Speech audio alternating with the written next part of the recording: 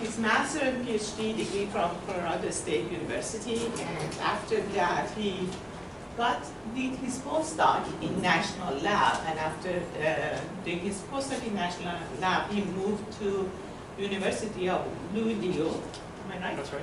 Yeah. Luleå in Sweden to do his postdoc, and he had a faculty research position there too. After doing the postdoc there, he moved here and worked in Michigan State University Biosystem and Chemical Engineering Department, in two different departments, and working here. And recently, he moved to Montana State University. Please join me to welcome Dr. Hodge, and we really appreciate that. Okay. So, I'd like to thank Dr. Najad for the invitation, and it's good to be back. And I've actually lectured in this classroom before, so actually only 1 year ago this spring. And so one of the things I know about this classroom is that if you're sitting in the back of the room, you have trouble seeing the projector, and you also have trouble hearing me as a speaker. So please let me know if you're having trouble hearing what I'm saying. So what I'm going to talk about today is some of the work, and actually I think all of this work, with the exception of a few of the data that we show in this, is going to be work that we did here at Michigan State by some of the students that were here. Joe, well, actually Joe's the only student now that did some of this work. But yeah, and so what I decided to focus on today was, well, this is my research area, is production of renewable fuels and chemicals from lignocellulose. And what I was going to focus on today is some of the recent research that we've been doing, focusing on lignin fractionation and lignin conversion. And for this audience, I was going to focus specifically on hardwoods. And so we've had a lot of results from switchgrass, corn stover, and sorghum. I just threw all that out because I figured forestry people won't be interested in in that stuff. And also, I'm also not going to be talking about the DOE project because I think Eric Haig possibly talked about that last. Actually, you talked about the DOE as a center. I don't know if you talked about your specific research, but anyway, I won't be talking about that project. So just as an overview, what we're going to be talking about today, I'll give an introduction to deconstruction and conversion of plant cell wall-derived biopolymers. And I should also say in here, for this audience, it's going to be specifically from wood rather than from other herbaceous biomass or grasses. I'll go through two different research areas, lignin fractionation and conversion from, actually these are going to be from hybrid poplar using fractionation with alkaline pulping or alkaline delignification, and then also talk about a few routes that we've been looking at for organic solvent processing of hardwoods, for fractionating the biomass, fractionating the lignins, and depolymerizing lignins. So just as an overview, what are some of the things that my research group is interested in? This is kind of so I teach a class in chemical engineering called mass and energy balances, and chemical engineers love these process flow diagrams where you have boxes and arrows. And so I thought, maybe I can summarize some of the stuff that we're trying to do with these boxes and arrows. And so really what we're interested in doing is taking biological feedstocks, and I guess my contribution here is going to be integrated biomass conversion processes. So the things that might take place or be important in this box are reactions and catalysis, so biological and chemical catalysis, separations, we'll talk about that, and also process integration. I'm not certain I talked so much about that today, with the ultimate goal of converting these raw materials, renewable raw materials, into bio-based products, fuels, chemicals, bio-based polymers, and materials.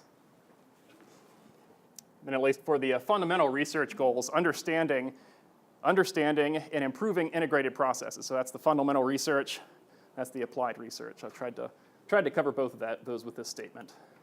Okay, so this is something, people always say, well, we're going to take the view from 50,000 feet or 30,000 feet. This was something I used to always show a map showing basically biomass availability or potentially the potential of biomass for carbon fixation and reduction.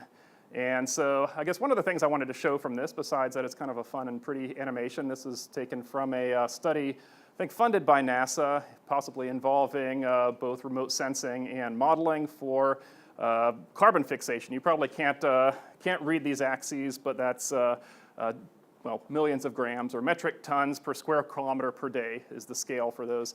So basically kind of giving you the idea of where biomass may be available, and if you're using biomass as a feedstock for energy or for materials, kind of gives you the idea of, if you want to contrast this with fossil-based resources, how geography does have an impact. So compared to, biomass that was, or carbon that was fixed, hundreds of millions of years ago versus, and it's in, have to dig it out of the ground. This would be, potentially areas where, or the potential of biomass. Okay, so going down, 15 orders of magnitude in scale. This is going from the global level to the molecular level. This is showing, and I think being, I guess, mostly forestry people here, you probably already know about this cast of characters, but this is the structural polymers in plant cell walls. So most of the mass of a plant will be, unless it's the seed, will be made up of these different structural polymers. So the cellulose and hemicelluloses, which are polysaccharides, and lignin, which is a aromatic polymer. And so I'll talk a little bit more about some of the work that we've done for, I don't think I say it here, but one of the things that we're interested in doing is what's called deconstructing biomass. So not degrading biomass and not necessarily converting it, but the first step would be deconstructing, so basically breaking down these polymers to their constituents, and then doing more chemistry on those to make things, fuels and chemicals. Of course, we also have some work with lignin as a polymeric material as well.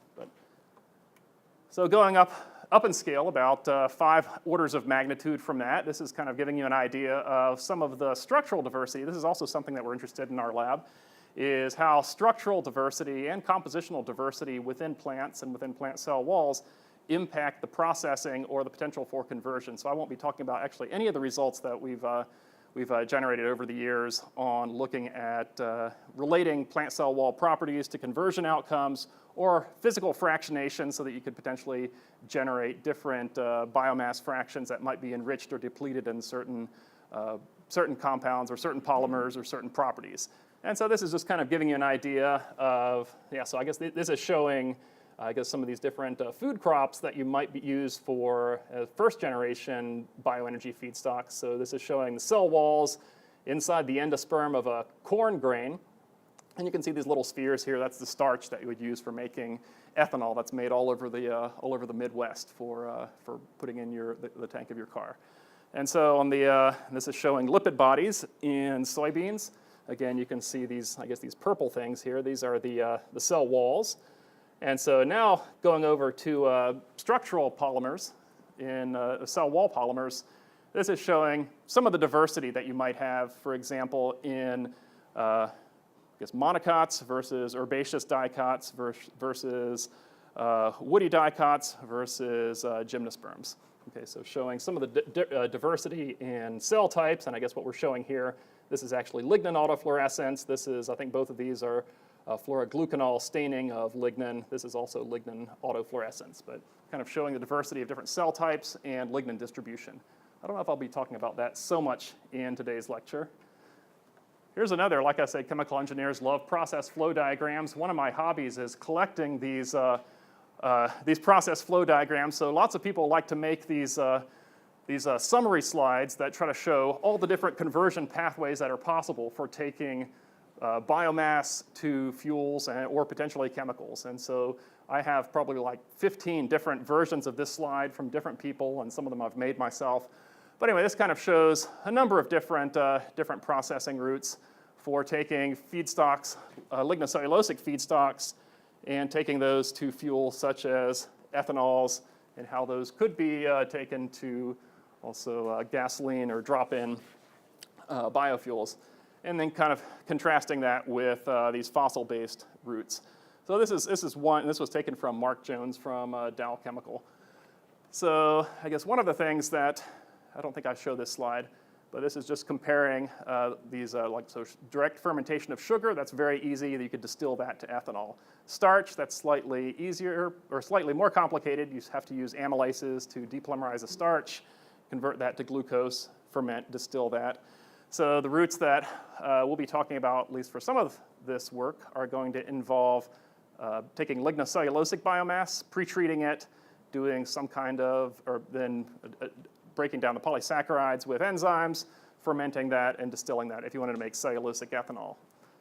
That's the summary of this pathway. And so this is what I just described. So in the last 5 years or 4 years or so, a number of different demonstration plants have been built around the world using, I think all of the ones in North America are using corn stover as the feedstock. So this is taking the cellulose and the hemicellulose and converting that, doing a pretreatment, doing an enzyme hydrolysis, fermenting and distilling that to generate ethanol. And then the ones, I know there's 2 in Brazil. You can't actually see this.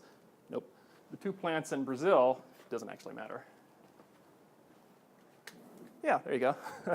2 plants in Brazil, I know they use sugarcane bagasse as the feedstock, and I think the Beta Renewables uses wheat straw as a feedstock. So I know all of these plants have been built in the last few years. I know at least 2 of them in the US actually all of them in the US are having some problems. Some are having significant problems. I know the Abengoa plant, at least the parent company, went bankrupt about a year ago. And so they're having challenges. I guess it was actually for reasons unrelated to this. But I wanted to outline a few challenges. Logistics, so compared to first generation biofuels, the challenge of year-round supply of feedstock. I know this is something that Ned Jackson's a big fan of, the low atom efficiency conversion for these processes, where you might have 1,000 kilograms of biomass might yield less than 300 kilograms of a biofuel. Much higher capital costs of these processes relative to starch or sugarcane based processes, so I think it's like an order of magnitude difference. So a first generation starch-based ethanol plant might be 50 million, whereas in this techno-economic paper that Chris Safran was just talking about getting accepted, we're talking, what, $500 million. So order of magnitude difference in capital costs for these. So processing challenges, I won't be talking about some of the work we've been doing on this, and also the need to diversify the co-product portfolio. So whereas, for example, corn wet milling processes can generate a number of different products, these, if they're only producing both heat and power and ethanol, then they might need more co-products with higher value so that then they could realize more revenue. Here's another slide I put together. It's not comprehensive, but it's outlining a number of different routes for taking renewable feedstocks to different products. And so green represents a biological conversion route. Red represents a catalytic conversion route, kind of giving you an idea of some of the diversity and approaches that different companies are taking for producing renewable polymers from these sugars, primarily starch-based sugars, but a lot of people are interested in also producing these from cellulosic sugars as well. Okay, so the last thing I was going to say in the introduction, I was going to introduce lignin. So maybe 10 to 35% of the mass of a plant, and so the role of lignin is to protect vulnerable carbohydrates from pathogens, so fungi and insects. So you can imagine, for example, like in a sequoia tree, you might have, all these tons and tons of polysaccharides sitting out in nature for millennia, and I guess lignins, one of the things. Also, I guess the extractives are very, very important in protecting those. Also locks polysaccharide network in place and provides strength and hydrophobicity, since many of these cell walls are water-conducting tissues. That's an important thing for vascular terrestrial plants. And that's the evolution of lignin is one of the things that allowed plants to make the move to land. And also it acts as a barrier for processes that target carbohydrate conversion. So this is what we're talking about for our processes. And so similar slide, what are the challenges for working with lignin and converting lignin? So these are typical applications. So combustion and gasification, those are pretty straightforward to work with for lignin, just completely either bust it or just get the heat value out of it or break it down to syngas. Alternatively, people are interested in lignin as a polymeric material or lignin as in materials applications. And so some of the challenges for working with lignin in material applications are the structural complexity and variability. So this is one thing. So lignin's generated by a free radical synthesis or free radical mechanism for the synthesis. And so it's a random polymer, and so that makes it difficult to, actually it presents characterization challenges, but it also presents challenges for conversion to generate high yields of any one thing from these lignins if you want to go through a process for doing something with lignin. Also, the process of modifying lignins results in changes to the lignin that make it more difficult to process. And I will actually go through some examples of that in our research. yeah, you need to isolate lignin from either from the process or from the biomass. And like I said, complex mixture of products and also the cost of aromatics versus petrochemical alternatives. So this is one of the challenges if you want to break it all the way down to monomers. This is actually a challenge for polymeric materials as well, many of these things. And so I was going to highlight actually the project that I actually was funded by USDA, and it actually just started 2 weeks ago, that I have with Dr. Mojgan Nejad. One of the things we're interested in making is co-products from these phenol formaldehyde resins using lignans derived from poets. Actually, we have that. Yeah, so actually, yeah, this plant right here. So the lignans derived from this corn stover here that's processed in this plant. They're looking for applications for those. And so I guess some work is going to be done here in Dr. Nejad's lab on how we can make better PF resins from lignans. And so one of the things that Dr. Nejad has identified is that previously is that these lignans from Poet are superior to other commercial lignans or lignans derived from, for example, the pulp and paper industry or from wood. And one of the reasons that we think for this, or that's the reason for this, is that grass lignans have this parachromic acid ester attached to the lignin backbones. And so these actually have two sites where they can be incorporated into a PF resin. So these stars represent a place where these where a phenol can be incorporated into a PF resin. And so you have these sites in grass lignans that you don't have for wood lignans. And so this is one of the reasons that we think that we're having, that these are successful and that Dr. Nejad has had such success with these. And so this is an example. One of the things that we've been interested in is the diversity of parachromic acid in plants. And so this is within different species. So this is within diverse maize lines, switchgrass, or other grasses. Also the diversity as a function of plant organ or even development stage. You can see you have a huge variability in these. And so I guess one of the things that this tells us is that there's the opportunity to not only optimize the process, but also optimize the feedstock or feedstock selection or the harvest of the feedstock. So these are all things that we're interested in doing. I don't know if I want to go through all of these, but this is what we think we're going to do with the project. So look at corn stover and switchgrass, characterize diversity of parachromic acid, look at different ways of purifying these, and also look at optimizing resin synthesis. So this is work that's going to be done here in forestry. Okay, so other work that I'm going to talk about is lignin fractionation and conversion and lignin depolymerization, and how you can relate lignin properties to monomer yields in these. And so this is one of the, this is an example of a conversion process, and this is actually using IDIM-6 hybrid poplar that we got from Ray Miller that was grown in the Upper Peninsula of Michigan. And we're looking at, for this project, alkaline delignification. So this is similar to kraft pulping, but without the sodium sulfide. So this is just soda pulping that we're doing to these poplar chips. And so the idea with this is we could go through a process where you can first solubilize out some of the lignin, then do or some or all of the high percentage of the lignin. You also solubilize out some xylan. Then you can break down the sugars to the monomers, and then potentially you can do things with the lignin. So fractionation and depolymerization that could potentially feed into a number of different products. So rather than just having one heterogeneous set of lignans that then you'd try to send that into the process, into some kind of conversion process. The idea is that we're interested in fractionating these lignans. So I guess kind of the analogy to this, for this is, so like in a petrochemical refinery, you don't just take your crude oil and immediately feed it into some conversion process or just immediately put that into your gas tank.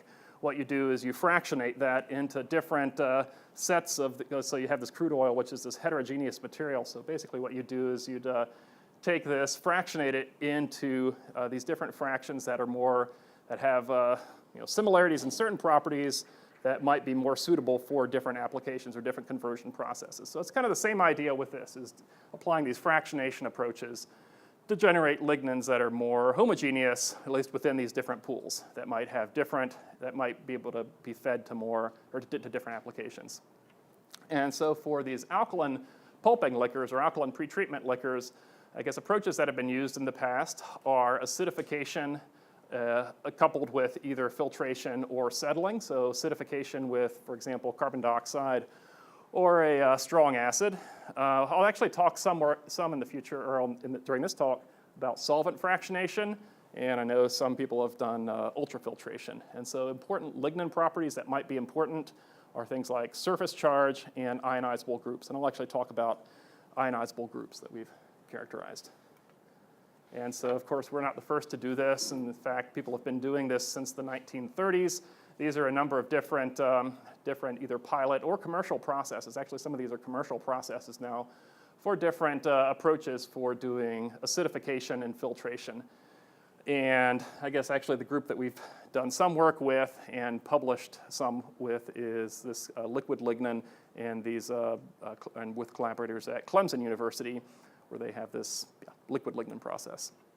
And so the idea, what they call that the SLRP, so sequential lignin recovery process. So that's actually redundant, putting a P there, but yeah, the slurp process. So the idea with that is they do CO2 acidification of alkaline black liquors at elevated temperatures and pressure, and the idea is they can generate two different aqueous phases, and so rather than having to do solid-liquid separation, they can just do liquid-liquid separation.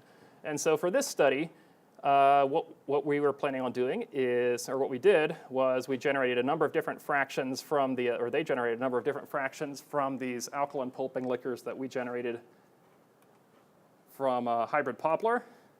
They fractionated those, and then we also went through and generated our own fractions under atmospheric conditions as well by CO2 acidification. So one of the things that we're going to characterize, so we're going to characterize a number of properties of these lignins. The other thing that we're going to do is apply a number of different lignin depolymerization approaches. So one of these approaches is using alkaline or catalyzed alkaline oxidation.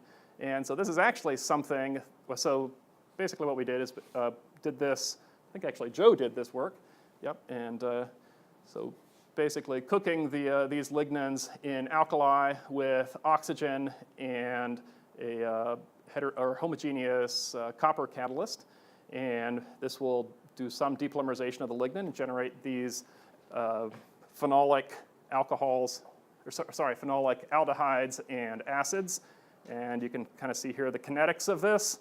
And one of the things is when you do this for a long enough time, you have an optimal yield for these. So these things are either degrading or repolymerizing when you do this for long enough.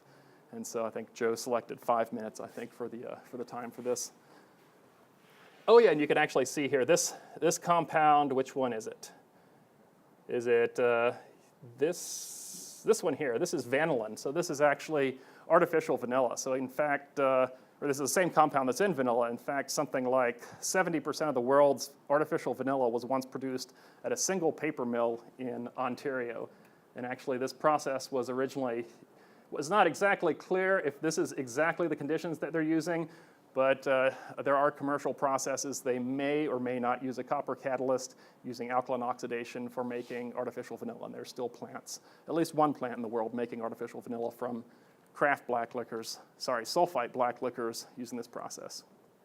Another method that we're applying, this is Cliff Foster at GLBRC did this work and published on this a number of years ago, is thioacetylysis. So this basically is a technique that breaks alkyl aryl ethers in lignin, and then you can derivatize those. So this thioacetylysis, so I guess this is Lewis acid, this is the thio, the ethane thiol. And so the idea with this is you can generate hopefully quantitative yields of monomers if the monomer has two ethers adjacent to it. And so you can see here, you can quantify these guys. And so they actually, one of the cool things that Cliff Foster, and I guess working with John Ralph, has been able to do is they also synthesize standards for these, so they can do this quantitatively, so you can actually get what the yield is. And then, yeah, so here's some of the different fractions. So some of the results from these. So this is the oxidation process. So what you're seeing on this axis is yield. So this is percent mass. So that means if you have 1 gram of lignin, you can have, 15 grams of these monomers. And this is these are the results for these different fractions that you get from thioacetylysis. So slightly different results for these, but you can kind of see there might be similar trends. And also you can kind of see there is a trend with these different fractions as well as a function of pH. Third depolymerization method that we used, and I'll talk about this more towards the end of the talk, is hydrogenolysis. So what we did with this was we did lignin depolymerization in ethanol with a nickel catalyst on activated carbon with no addition of hydrogen. So you're generating the hydrogen from alcohol reforming of the ethanol, and so you're doing simultaneous alcohol reforming and hydrogenolysis. And you get, for this set of studies, we did get lower yields than thioacetylysis or oxidation. So either lower solubility, contaminating metals. Another thing that I thought was, well, maybe we're not running these for the reaction to completion either. But you can also see that there are trends in these. And so then the next thing that we did was we tried to quantify some of the properties that we have within these lignins. So we applied both proton NMR and carbon-13 NMR to characterize a number of different functional groups within these lignins. And so using a proton NMR, we characterized phenolic hydroxyl groups. And so that's this guy here. So that's so this would be the end of a polymer here.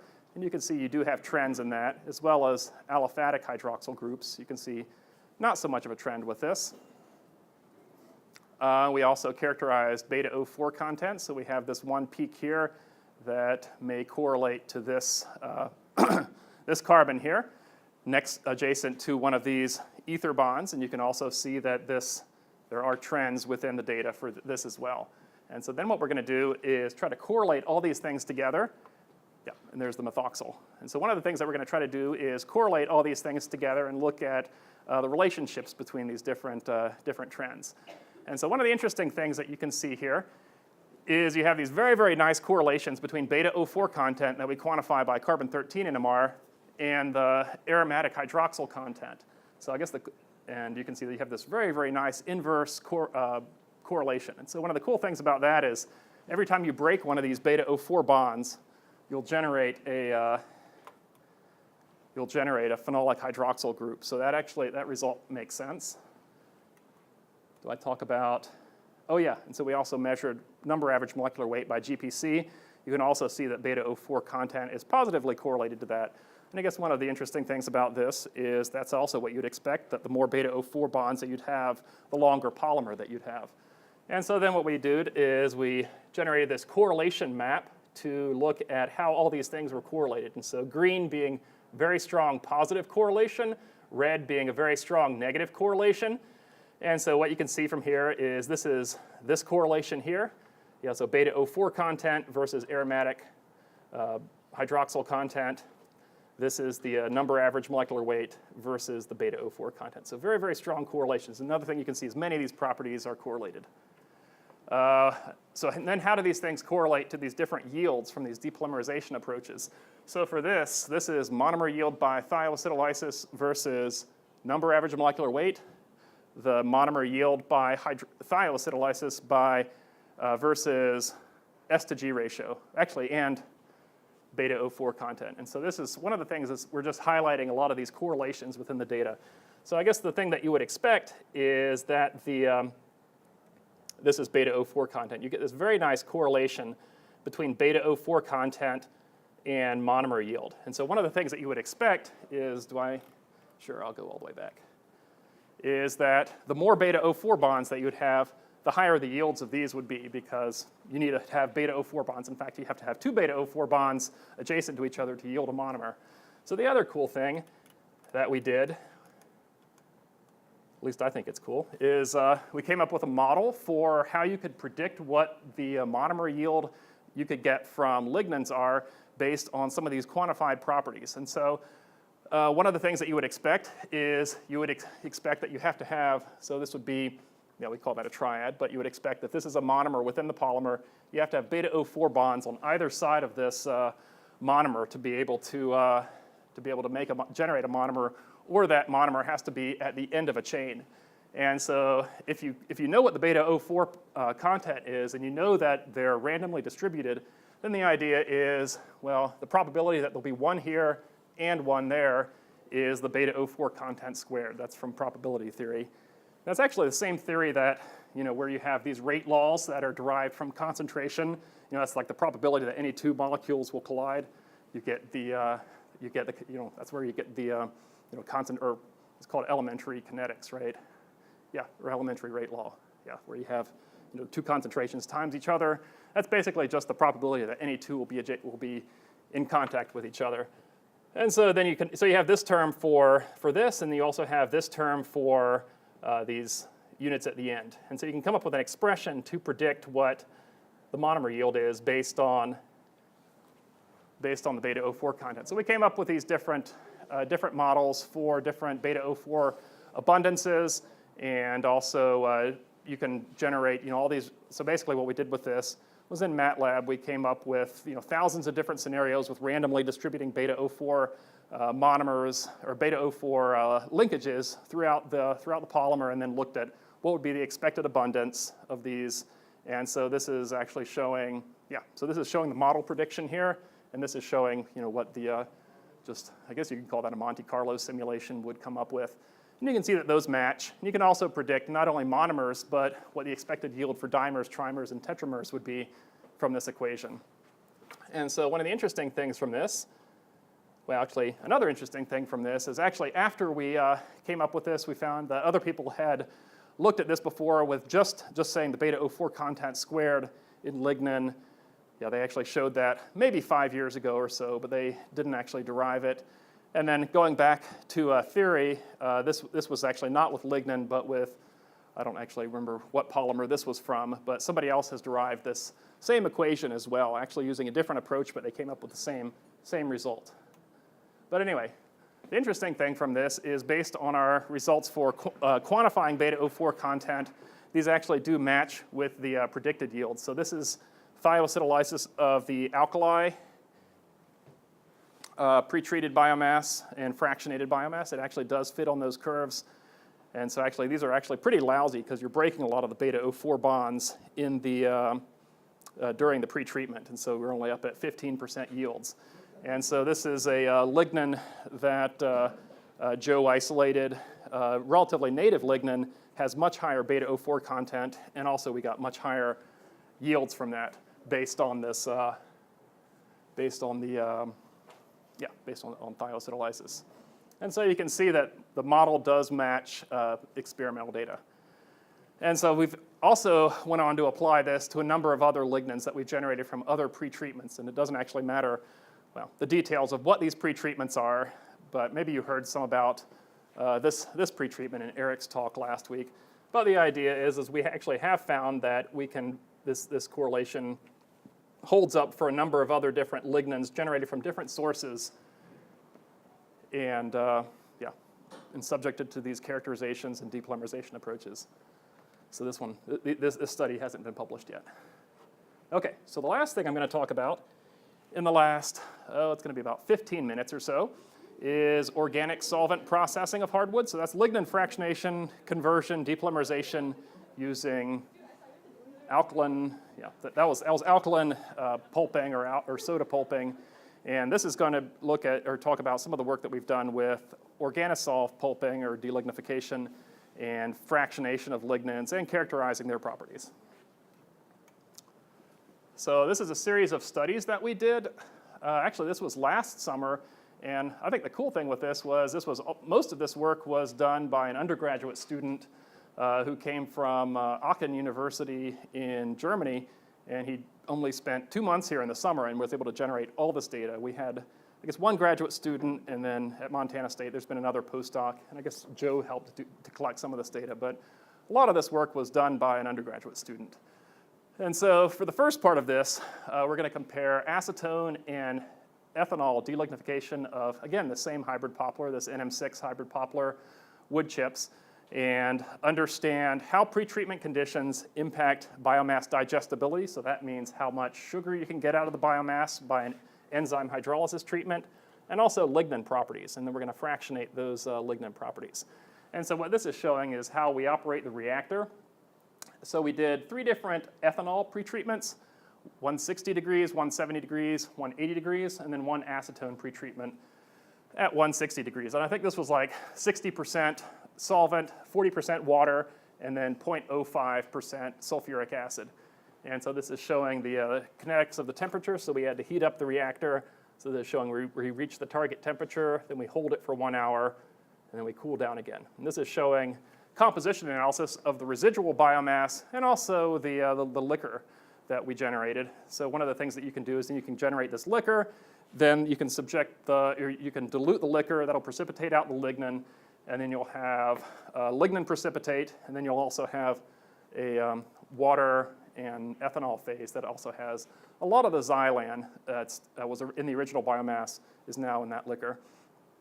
And you can see one of the things, this is glucan or cellulose, xylan, acetate, and lignin. So one of the main outcomes of these different pretreatments is you solubilize a lot of the lignin and also solubilize about half of the xylan as well.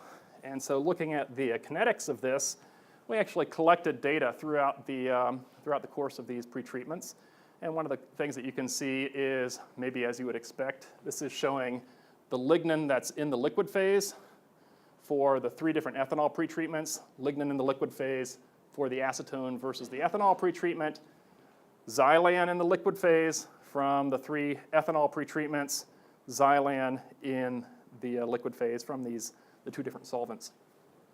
So one of the things that you can see from this is obviously temperature has an effect on the kinetics, which you would expect, and that the acetone solubilizes actually a little bit less lignin, but more xylan.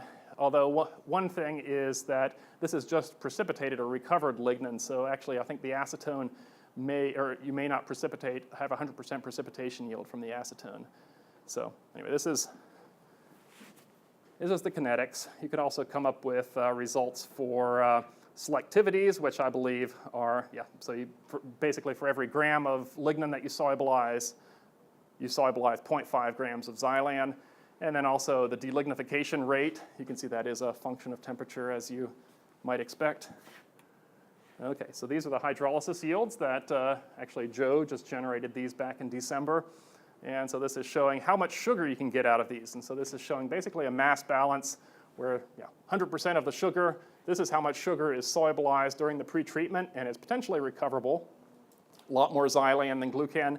And this is how much sugar gets released after you add enzymes to the pretreated or delignified pulp that's left over. And so you can see this is hydrolysis time, and this is pretreatment condition here. And then this is lower enzyme loading, higher enzyme loading. So basically what you can see here is the harsher the pretreatment, the more sugar you can then get back from the hydrolysis. I think that's what we're trying to show with this. And also you can get relatively high yields from these. So most of, at least for this condition here, you could probably get 70% from enzymes, 10% in the liquor, so more than 80%, actually almost 90% of the sugar. Okay, so this is, I probably should have broken this slide down into a few pieces, but I just went ahead and stuck everything together for this one. So what I'm showing here is then we subjected some of these lignins to a fractionation process.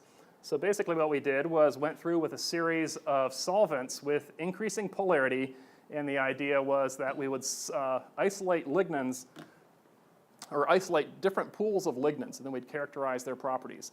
And so the first thing that we did was a diethyl ether extraction, and so this is showing the mass yield from these different lignins. So actually, these are the lignins that were recovered here at the end of this process. So they were precipitated from these liquors. So we subjected these to fractionation, and so this is how much of the mass of the lignin is soluble in the first, the diethyl ether soluble fraction. This is how much lignin is soluble in methanol when you do a methanol extraction, and this is how much lignin is insoluble in both of those solvents. And so then we subjected this to a number of different types of characterization. One of these is GPC, and so this is showing typical chromatograms for these GPC elution profiles. And so you can see here, this is, and so with the idea is that the further you are towards the, I guess it's my left, your right side, or the higher elution volumes, those are the lower molecular weight lignins, and you have the higher molecular weight lignins as you move this way. So the idea with this is these residual lignins here these are the highest molecular weight, whereas the methanol-soluble lignans, these were the lowest molecular weight, actually in every single case. And these diethyl ether-soluble lignans are intermediate. And so one of the interesting things, and actually this was very surprising, and we actually thought, yeah, we did something wrong because it actually made no sense to us originally, is when we looked at these, we were expecting that the diethyl ether, so this is plotting molar mass. I think this is the small bar is the number average, the big bar is the weight average molar mass. One of the things that we were expecting, and actually people have published in the literature when they've actually applied similar fractionation processes using, for example, Kraft lignans, that they found that the diethyl ether extracted a very small amount of lignin, and it was actually the low molecular weight lignin. And then the methanol extracted the higher molecular weight lignans. And so this is actually exactly opposite of what we would expect. And so one of the reasons for that, and one of the things that we think might explain this, and we actually have data to show this, but I'm not going to show it today, is that during organosolv pretreatments, the hydroxyl groups, which actually contribute to the solubility of lignans in polar solvents and their insolubility in nonpolar solvents like diethyl ether, so those hydroxyl groups, they actually undergo ethyl, so for example, ethyl O alkylation. So they basically have these alkyl groups attached to the, replacing hydroxyl groups or forming these ethers with, alkyl ethers with those groups. And that improves their solubility in this nonpolar solvent. And we actually have NMR data that provides evidence for this, that shows that we do have these groups on the pretreated lignans, and they're not there on the native lignans. And so that's one reason that we think that, these have these improved solubility in these nonpolar solvents. I'm not going to talk about that. So again, we subjected these lignans to depolymerization using thioacetylysis. And so one of the things that you can see is that generally these are the depolymerization yields in the residual biomass, and these are the depolymerization yields in the liquors. And so one of the things that you can see is the general trend is that the more severe the pretreatment condition is, the lower the yields are. And so then we actually correlated using something called the H factor, which is a reaction coordinate that combines time and temperature. We actually plotted this H factor for the pretreatment against the monomer yield, and you can see that the harsher the pretreatment condition, the lower the monomer yields, and actually the higher the molecular weight of the residual lignans, so potentially undergoing additional condensation. So one of the things, and so hold this number in your mind. And so now the last thing I'm going to show, so we have about 6 minutes left. That's perfect, actually. So the last thing I'm going to show, so keep this in your mind. So the yields that we're getting are in the range of 100 to 160 milligrams per gram of lignin. So that's like 10 to 16% yields of monomers from lignin. So this is work that Joe did about 3 years ago. This is mostly Joe's stuff. Is looking at combining delignification with lignin depolymerization. And so one of the reasons for this, I guess one of the take-home messages from this is the longer that you have these lignins in the liquid phase, the lower the yields that you can get. So the longer that these lignins are exposed to these harsh conditions, the less amenable they are to depolymerization. So one of the things that we did was we did this approach where we have basically do an organosolv pretreatment. So take biomass, cook it in the presence in ethanol, and also add this heterogeneous catalyst. So in this case, nickel and a number of other different catalysts on activated carbon. And so what's basically taking place is you're solubilizing lignin, and as the lignin's solubilized, actually you're doing a few things. You're reforming the alcohol on the surface, generating hydrogen on the surface, and then you're undergoing hydrogenolysis and hydrodeoxygenation of these lignins to generate small range of products, aromatic products or monomers.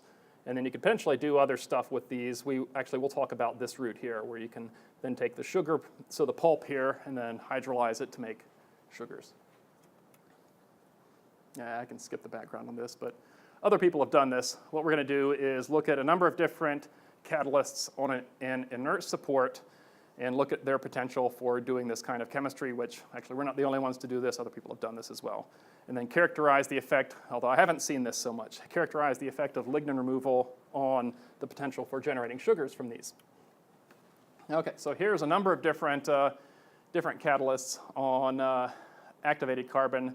And so this is cooking at 200 degrees C. I think it was like 5 hours. Does that sound right? Yeah, something like that. And so this is the yields of these different aromatic monomers based on total mass of the lignin. And this is the selectivity or distribution of products. So you can see here you have a number of different monomers. So we have the 2-methoxyl, so these are the syringeal derived, and then the 1-methoxyl group or methoxy group, that's the guaiacyl derived. And so they just differ in the degree of substitution on the alkyl side chain. And so at higher temperatures, you actually have much more of the reaction I'd say this reaction goes to completion. So you have very, very high yields. And actually going back to some of that work that we were doing way back here, we can actually predict what the maximum monomer yield would be. So for this, actually this was done with silver birch that was actually collected in Sweden and has high beta O4 content. So this is actually what you would expect the theoretical yield to be, is around 50% for that birch. And so you can actually see that you can simultaneously solubilize the lignin and then also result in near theoretical yield. So this is much better than those 10% or 15% yields we're getting from when you do the 2-stage process. And you can also see that for, at least for the case of cobalt and nickel, you have almost all of the monomers are just these 2 products, one syringeal product and one guaiacyl product. And so another interesting thing that we can do is we can correlate lignin removal. So we did all these different conditions. We can correlate the amount of lignin that you remove during the pretreatment to the sugar hydrolysis yields. So the more lignin that you remove, the more sugar you can get out of those when you add enzymes. You can also correlate aromatic monomer yield. You can correlate that to glucose hydrolysis yield. And so for some of these cases here where you had very high yields for the aromatic monomers, these correspond to almost theoretical yield for the sugars. So thought that was very interesting. And so one of the things, and actually we're planning on doing this at Montana State, but then the TOF SIMS has been broken for a few months now, but we actually tried to look at doing TOF SIMS of some of these samples here. And one of the reasons that we think we have lower yields here is actually you solubilize a lot of the lignin, but then the lignin just precipitates back on the surface of the biomass when you cool down the reactor. And so you actually solubilize it, and then it reprecipitates. But when you're doing depolymerization, it no longer precipitates, and so then you have a lot more polysaccharide exposed. And so that's one of the things that we want to do, is use TOF SIMS to actually show that there's more lignin on the surface in some of these that they've been treated under harsh conditions, but they still have not so good lignin removal and low hydrolysis yields. Now I'm not going to show that, actually. So this is something I actually could give another seminar on this, but we don't have time for that, so I won't. Something that we're very interested in is how you can apply these different physical fractionation approaches to yield different types of, or different products from grasses. So corn stover, switchgrass. And there's actually work that we're doing with sorghum too, showing how you have very, very diverse properties within these. Yeah, it's only 8 minutes left. So we have very diverse properties and diverse cell types within these different types of herbaceous feedstocks. And you can do many different types of physical fractionations using mechanical approaches. So actually that's the basis for the combine harvester, right, for wheat or corn. They actually look at doing physical separations based on differences in properties. And so that's really the basis of mechanized agriculture. And so that's one of the things that we're interested in doing, is how you can apply these physical fractionations to generate different, like from one feedstock, basically reduce heterogeneity within these diverse feedstocks. And the idea is you might have different properties that you could either enrich or deplete these properties in different fractions. And so for example, a property that might be bad thing for some of these applications might be a good thing for applications like solid fuel. So lignin, I'm thinking, is one of those. And so that's something that we've been exploring, but I won't have time to talk about that today. And so here's a picture of some of the people that were working on this, and this is my group at Michigan State. I have a couple people now working for me at Montana State, and I guess my group is growing now. And so, yeah, some of the funding sources: Northeastern Sun Grant Initiative, Department of Energy, and National Science Foundation provided funding for this work. And here's also some pictures of, there's the Montana State campus now, where I've moved to, and there's the chemistry and biochemistry building at Montana State, where I have my labs, and yeah, some of my students are set up there now. So with that, I'm happy to take questions, and thanks for your attention. It's amazing how much that looks like East Lansing. Yeah, exactly. Yeah. I like the way they have a nice anaerobic digester right in the middle of campus. That's actually the basketball stadium. They're actually having a rodeo there last weekend. And I was actually parked right there, and there were hitching posts set up. I parked right next to saddled up horses, and had to dodge the horse manure while walking to the office. Oh, Eric.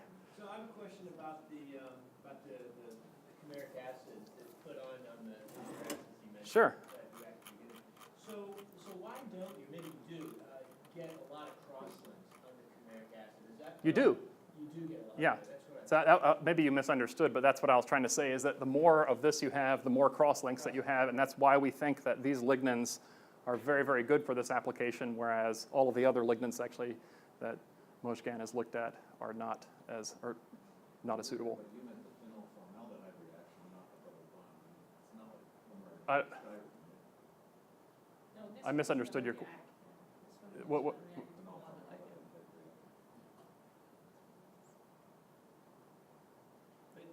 I mean, I would have thought that it's already cross-linked in the lignin itself. No. Well, this is just stuck on the lignin. This is just like a dangling off there. Yeah.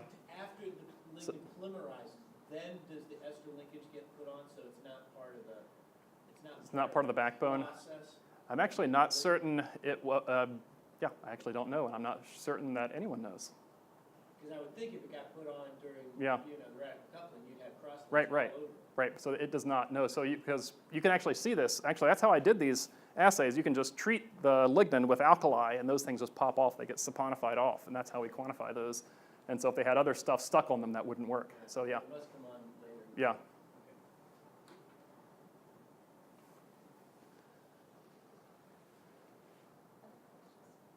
Yeah, sure. So when you do the acetone extraction and you were quantifying the amount of lignin that gets extracted, and you mentioned that there's some amount that probably didn't. Yeah. So the acetone. Did you do a compositional analysis of the biomass left behind so you can figure out how much is still soluble? Yes, we did. Here you can see it. Oh yeah. So actually, there's less So look, this is the yellow is the lignin right here. So this is acetone at 160, this is ethanol at 160. So there's actually more lignin remaining in the acetone. So actually it does solubilize less, and we'd also had problems with, so the acetone doesn't precipitate quite as well when you add water compared to the ethanol. But yeah, so and it does remove less, at least under these conditions. Right. So does the acetone add hydroxyl group to make it less likely to precipitate when you add water? The acetone add hydroxyl. Oh. Does it add to the hydroxyl groups? So actually, that's something. So we didn't do any of the characterization. So, like I said, we did the NMR characterization to look at alkylation with the ethanol. So they actually shows the same behavior when, at least the lignins that precipitate. They show the same behavior. The acetone, yeah, it looks very similar to the ethanol. But then we didn't have enough of this material to do the subsequent NMR analysis. Maybe we did, but we didn't do it because it would have been expensive. I don't remember now. Expectations it probably is. Yes, but that's I mean, acetone, different chemistry than ethanol. Yeah. But I don't know Yes. I know that basically based on the wood science literature, when you treat wood at 180 degrees C, we see significant lignin degradation at that Mhm. temperatures. Have you noticed that? Like, did you characterize the lignin that you were getting at that 180 degrees C was a significant difference in the structure of lignins compared to 160? So yes, it's definitely, I think we were showing its lower molecular weight is one thing that we're able to show. Has lower beta O4 content is definitely another thing that we've shown. And as far as I know, and it also has these alkyl group, or these ethyl groups attached. And so those are the three things that we were able to determine. There's other things that are taking place that we haven't characterized. And I think at one point you were mentioning that when you're treating at 180 degrees C, you get to the lignin structure that is going to be much more difficult to break it out. And Yes. do you think it's because you're breaking? Well, one reason is maybe we're already breaking beta O4 bonds during the pretreatment, and so there's not any left to be broken down during the subsequent depolymerization. That's one reason. The other alternative is that you could be condensing the lignans, but I can't tell you the answer either way. Which But you didn't see the repolymerization and formation of new CC bonds. yes, well, so we did see a fraction that actually at the higher temperature there was a fraction. No, there's actually the fraction at the higher temperature. This was the high molecular weight fraction here, the residual. So actually you have less. So it looks like so actually it doesn't, that wouldn't support that. So the residual fraction here, this is the insoluble, high molecular weight insoluble stuff. Yes? I'm intrigued by the fact that your polymer modeling worked so well considering it was based on a linear model. Yes. And so, I mean, So I think it also, it seems to me it's still, the way people write about lignin anyway, it's still. they always say that it's a three-dimensional cross-linked structure, and I know John Ralph says, I don't even know what a three-dimensional polymer means. That it means you can look at it in a, with, You do, if you're talking about. stereochemistry. So some people do think that lignins are linear and that they're low molecular weight. So I know there's a paper that Claudia Crestini published a few years ago where they seem to think that native lignins may be less than DP20 and are linear. And there may be some cross links, but that's the model that they have. The other thing is you have to remember that this was a single set of lignins. So this was basically a single liquor, and then we fractionated the lignins out of that. So this might be biased for that reason. This is not a native lignin. This is actually the same thing the reviewers were concerned about also, as they said, where is that? Yeah, that this is a very narrow range to be able to support a trend. I mean, when you zoom in, it actually is very, the R-square is very good. But yeah, this was really just one, like the weight average of this would be somewhere in the middle, and then we just fractionated and generated this distribution. So maybe it had to do with what the original distribution of lignins within that sample were. But that was, so it was basically just done with one. Right, but didn't you on the next slide extend it to a bunch of other lignins too? Okay, so this, yes, we do. Okay, so it does, so it does work for these. And so so these are lignins generated. So from two different feedstocks subjected to a bunch of different types of pretreatments or pretreatments at different conditions. And at least for this data set, it does work. And this is a limited range. Well, no. It goes, 60, 45. Yeah, so this does go 60, to 45 here. Yeah. So what about some of the more aggressive pretreatments where people, at least they've developed the reputation of being things that can add crosslinks? You end up Yes, and so falling off that line then? yes, you would fall off the line, and that might be one reason. So this is an ionic liquid pretreatment. These self pretreatments. This was basically pretreatment in acidic THF for like at 190 degrees C for I don't remember how long, but this is also a very harsh condition, and it's much lower. Sulfuric acid In THF, yes. Oh, that's pretty powerful. Imagine the craft lignin would fall way off. Yeah, and the craft lignin is, we actually have not done this for craft lignin. But typically, like when people do lignin or depolymerization, there's like one group in Portugal, they did a lot of work with depolymerization of craft lignins, and they always get yields less than 10%. Well, I mean, as a measure of linearity, this would be sort of interesting to back extrapolate.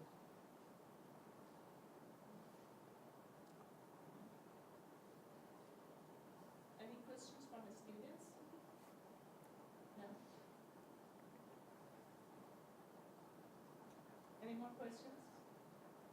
Okay, if that's all, just please join me again to thank David. Thank you so much. Well, thank you.